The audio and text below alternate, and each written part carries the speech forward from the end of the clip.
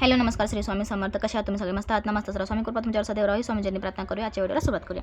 आजचा व्हिडिओ असा आहे की तुलसी विवाह आपल्याला अगदी घरच्या घरी कसा करायचा आहे, कमीत साहित्यामध्ये आपल्याला तुलसी विवाह कसा करायचा आहे. तुलसी विवाह हा देव उठणी एकादशीपासून सुरुवात होत असतो, तर आपल्या पौर्णिमेपर्यंत चालत असतो, म्हणजे त्रिपुरी पौर्णिमापर्यंत चालत असतो. त्या पौर्णिमेला दिवाळी पौर्णिमा असेही म्हणत असतात, कारण आपली दिवाळी ही पौर्णिमेपर्यंत चालत असते.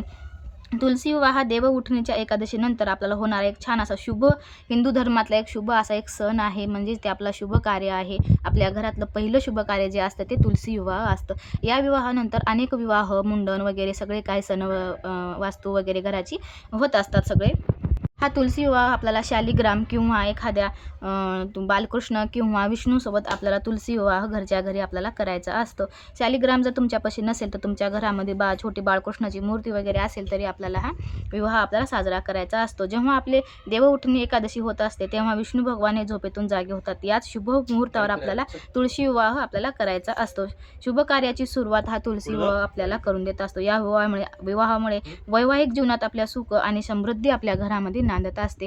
हे शुभ कार्य आपल्या हातून होत असतं, कारण ज्यांचा विवाह जमत नसेल तर त्यांनी आपल्या मुलीच्या विवाहासाठी हा शुभ कार्य आपल्या घरी करून घ्यायचा आहे. जर तुमच्या घरी होत नसेल, शेजाऱ्या पाजाऱ्यात किंवा एखाद्या मंडळामध्ये तुम्ही जर सगळेजण मिळून एकत्र जर तुलसी विवाह केला तर त्या ठिकाणी जाऊन पण तुम्ही सहभाग घ्यायचा आहे आणि तिथंच प्रार्थना करायची आहे की माझ्या मुलीचं लग्न जमू दे, म्हणून अशी प्रार्थना तुलसी मातेला करून घ्यायची आहे.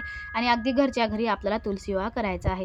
तुलसी विवाह करण्यासाठी मी तुलसीला छान असं साडी आपल्या घरी नेसवलेली आहे आणि तिला दागिने वगैरे मी टाकलेले आहेत आणि छान असा मुखोटा माझ्याकडे होता, ते मुखोटा लावून घेतलेला आहे एका पाठावर मी. आणि कळस मांडणी मी करून घेतलेली आहे अगोदरच, आणि आपल्या राधाकृष्णाची माझ्याकडे फोटो होता, तो फोटो मी ठेवून घेतलेला आहे. आणि आपली कोणतीही सुरुवात ही दिव्याच्या पूजनानेच होत असते, म्हणून मी दिवा आधी प्रज्वलित करून घेतलेला आहे. इथं दिव्याला प्रार्थना करून घेतलेली आहे. आणि आपल्याला ऊस आणायचे असतात. ऊस हे आपले मावळे असतात लग्नामध्ये, म्हणून ते आपल्याला ऊस आपल्याला लावायचे असतात. त्याच्यानंतर आपल्याला आचमन करायचं आहे, आपलं मन शुद्ध करून घ्यायचं आहे. आचमन करण्यासाठी आपल्याला एक प्लेट घ्यायचा आहे. आपल्या डाव्या हाताने उजव्या हातावर आपल्याला पाणी घ्यायचं आहे. ओम केशवाय नमः, ओम माधवाय नमः, ओम गोविंदाय नमः असं आपल्याला 3 वेळेस म्हणून पाणी आपल्याला ग्रहण करून घ्यायचं आहे. आणि 4थ्या वेळेस आपल्याला विष्णूचं नामस्मरण करून ते पाणी आपल्याला त्या तामनामध्ये, त्या प्लेटमध्ये आपल्याला ते पाणी आपल्याला खाली टाकून द्यायचं आहे. आपलं आचमन झाल्याच्या नंतर आपण प्रथम पूज्य श्री गणेशाची पूजा आपल्याला करायची असते, म्हणून प्रथम पूज्य श्री गणेशाला आपल्याला छान असा अभिषेक वगैरे देऊन घ्यायचा आहे. कलशाची इथे मी पूजा करून घेत आहे. त्याच्यानंतर आपल्याला गणपती बाप्पांची आपल्याला पूजा इथे करून घ्यायची आहे. एका प्लेटमध्ये आपल्याला गणपती बाप्पाची मूर्ती घ्यायची आहे, अशी पितळेची. जर नसेल तुमच्याकडं तर तुम्ही सुपारीच्या स्वरूपामध्ये पण गणपती बाप्पाला अभिषेक द्यायचा आहे. अभिषेक देता देता आपल्याला मंत्र म्हणायचा आहे, ओम महागणगणपते नमः, ओम महागणगणपते नमः असा आपल्याला साधा मंत्र आपल्याला म्हणायचा आहे इथे. आणि छान असा अभिषेक झाल्याच्या नंतर 2 नागेलीची पानं म्हणजे खाऊची पानं आणायची आहेत. त्या खाऊच्या पानावर थोडीशी तांदळाची रास द्यायची आहे. हळद कुंकू अर्पण करून आपल्याला गणपती बाप्पा म्हणजे प्रथम पूज्य गणेशाची आपल्याला स्थापना इथे करून घ्यायची आहे. पाठावर त्यांना हळद कुंकू अक्षदा समर्पयामी असं म्हणत आपल्याला त्यांना हळद कुंकू अक्षदा अर्पण करून घ्यायचे आहेत. एक लाल फूल जर तुमच्याकडे असेल तर एक लाल फूल आपल्याला गणपती बाप्पाच्या चरणावर एक अर्पण करून घ्यायचं आहे. त्याच्यानंतर आपले नवरदेव म्हणजेच आपले बाळकृष्ण यांना पण आपल्याला अभिषेक इथे द्यायचा आहे. त्यांचा अभिषेक देता असताना ओम विष्णवे नमः असा साधा मंत्र किंवा ओम नमो भगवते वासुदेवाय नमः, ओम नमो भगवते वासुदेवाय नमः असा साधा मंत्र आपल्याला इथे म्हणला तरी चालतो. असा मंत्र म्हणत आपल्याला पंचामृताने त्यांना स्नान घालून घ्यायचं आहे. स्नान झाल्याच्या नंतर स्वच्छ पुसून त्यांना आपण नागेलीच्या पानावर त्यांना आपण विराजमान इथे करणार आहोत. कारण नवरदेव असल्यामुळे त्यांचा आज खूप थाटमाट असतो, कारण त्यांना नवीन वस्त्र वगैरे आपल्याला परिधान करायचे असतात. आपली नवरीबाई तर तिकडे शेजारी रेडीच आहे. नवरदेवाचा स्नान झाल्याच्या नंतर त्यांना आपण इथे विराजमान करून घेऊया.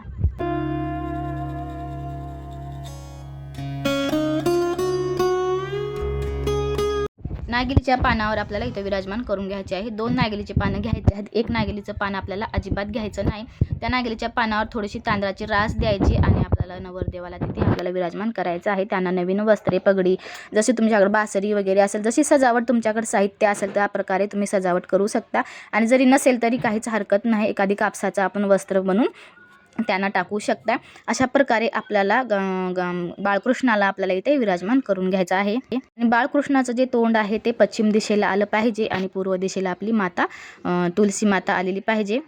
जर तसं जरी होत नसेल तर तुम्ही समोरासमोर जरी मांडणी केली तरी चालते. त्यांचं तोंड मी तुलसीकडे केलेलं आहे, कारण विवाहासाठी एकदम असं दिशा वगैरे चांगली आपल्याला पाहायची असते म्हणून. मग आपल्या बाळकृष्णाला हळदी लावून घेतली. त्याच्यानंतर आपण ते उष्टी जी हळद असते ती तुलसी मातेला आपल्याला लावून घ्यायचं आहे. तुलसी मातेचा जे मुखवटा ठेवला होता त्या चेहऱ्याला थोडी लावून घेतली. त्याच्यानंतर तुलसीला लावली आणि आपल्याला थोडंसं पाणी आणि थोडंसं दूध आपल्याला अर्पण करून घ्यायचं आहे तुलसी मातेला. आपल्या कुंडीमध्ये तुलसीच्या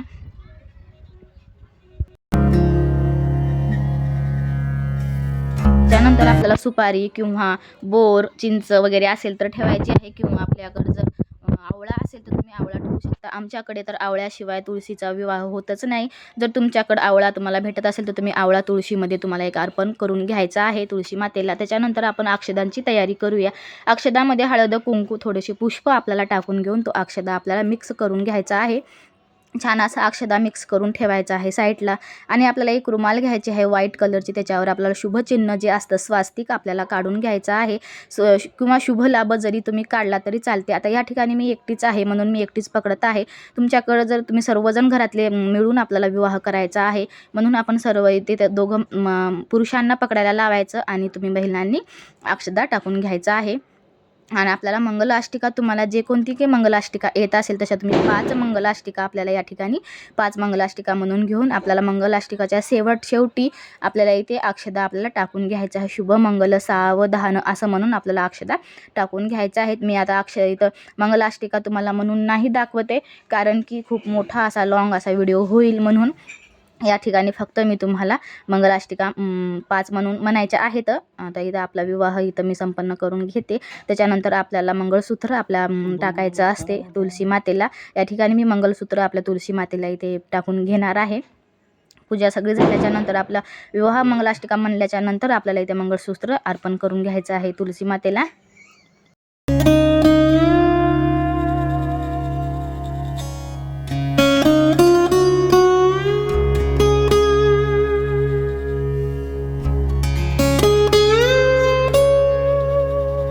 या ठिकाणी आपलं मंगळसूत्र टाकून झालेलं आहे. त्याच्यानंतर आपल्याला तुलसी मातेची ओटी भरायची असते. ओटी भरण्यासाठी रेडीमेड मार्केटमध्ये पॉकेट भेटतं, पण तसं नाही जरी भेटलं घरच्या घरी अगदी एक पिश ठेवायची आहे आणि त्या पिशीवर आपल्याला ओटी भरून घ्यायची आहे. तांदळाने किंवा एखादं श्रीफळ जरी तुमच्याकडे असेल एक श्रीफळ ठेवून घ्यायचं आहे. सगळं साहित्य आपल्याला ओटीचं जे देवीचं मेकअपचं आपलं सामान किंवा हळकुंड खोबर सुपारी असं आपल्याला बांगड्या वगैरे ठेवून माता तुलसीची आपल्याला ओटी इथे भरून घ्यायची आहे. तुळस ही लक्ष्मी प्रतीक असते आणि विष्णू भगवानाची खूप प्रिय असते. घराघरामध्ये तुळस असणं खूप महत्त्वाचं असतं. त्याच्यामुळे काय होते की आपल्या घरातला जो काय वास्तुदोष आहे तो दूर होत असतो आणि आपल्या घरातली सकारात्मक ऊर्जा नांदत असते. म्हणून तुळस हे सर्वांच्याच घरी असायला पाहिजे. अगदी छोटी जरी जागा असेल तर तिथं तुम्ही तुळस लावून घ्यायची आहे. छान प्रकारे इथं ओटी माझी भरून झालेली आहे. ओटी भरून झाल्याच्या नंतर इथं आपल्याला चौकोन काढून घ्यायचा आहे. त्याच्यामध्ये आपल्याला प्रसाद ठेवायचा आहे. इथे मी दूध साखर आणि बत्ताशे मुरमुरे असे ठेवलेले आहेत प्रसादामध्ये. आणि प्रसादामध्ये आपल्याला आवळा ठेवायचा आहे. आवळा ठेवण्याला पूजेमध्ये खूप महत्त्व असतं म्हणून आपल्याला आवळा अजिबात आपल्याला विसरायचा नाही आहे. आवळा ठेवून आपल्याला इथे छान प्रसाद करून घ्यायचा आहे. त्याच्यानंतर आपल्याला आरती करून घ्यायची आहे. यथाशक्ती तुम्हाला जशी आरती जमेल तशी तुम्ही इथे आरती आपल्याला इथे करून घ्यायची आहे. खरंच तुलसी विवाह हा खूप महत्त्वाचा असतो आणि शुभ कार्य आपल्या घरामध्ये आपल्या हातून घडत असतं. ज्यांना मुलगी वगैरे नाही तर त्यांनी कन्यादानाचं तुम्हाला फळ पण या शुभविवाहामुळे तुम्हाला मिळत असते. ज्या ठिकाणी तुलसी विवाह होत असे, कारण की काही महिला वगैरे असतात ते दोघी तिघी किंवा 4 तुलसी एकत्र करून विवाह लावत असतात. तशा ठिकाणी पण तुम्ही जाऊन तुलसी विवाहामध्ये सामील होऊन तुमच्या पण डोक्यावर अक्षता पडतील आणि तुमचं पण लग्न वगैरे लवकर जमेल. कारण काही जणांचं लग्न वगैरे होत नाही, जमत नाही, तर या विवाहाने तुमच्या घरात पण शुभकार्य व्हायला सुरुवात होत असते. म्हणून तुलसी विवाह आवर्जून आपल्याला घरी करायचा आहे. देवउठणी एकादशीच्या नंतर तुम्ही पौर्णिमेपर्यंत कधीही हा शुभ कार्य तुम्ही पौर्णिमेपर्यंत करू शकता. अगदी आपला प्रदोषकाळी हा विवाह आपल्याला करायचा आहे, कारण संध्याकाळचा खूप छान असं वाटतं. जर कोणाला अडचण वगैरे असेल तर तुम्ही पौर्णिमेला करू शकता. जर या आपल्या द्वादशीच्या दिवशी जर तुम्हाला अडचण वगैरे असेल तर तुम्ही पौर्णिमेच्या दिवशी करू शकता. कसा वाटला माझा व्हिडिओ मला नक्कीच सांगा. पुन्हा भेटूया अशाच एका छान व्हिडिओसोबत. तोपर्यंत तुम्हा सगळ्यांना श्री स्वामी समर्थ. आणि आपल्या चॅनलवर जर नवीन असेल तर चॅनलला सबस्क्राईब करून घ्या, बेल आयकॉन प्रेस करा, कारण असेच नवनवीन तुम्हाला व्हिडिओ तुमच्यापर्यंत पोहोचतील. श्री स्वामी समर्थ सगळ्यांना.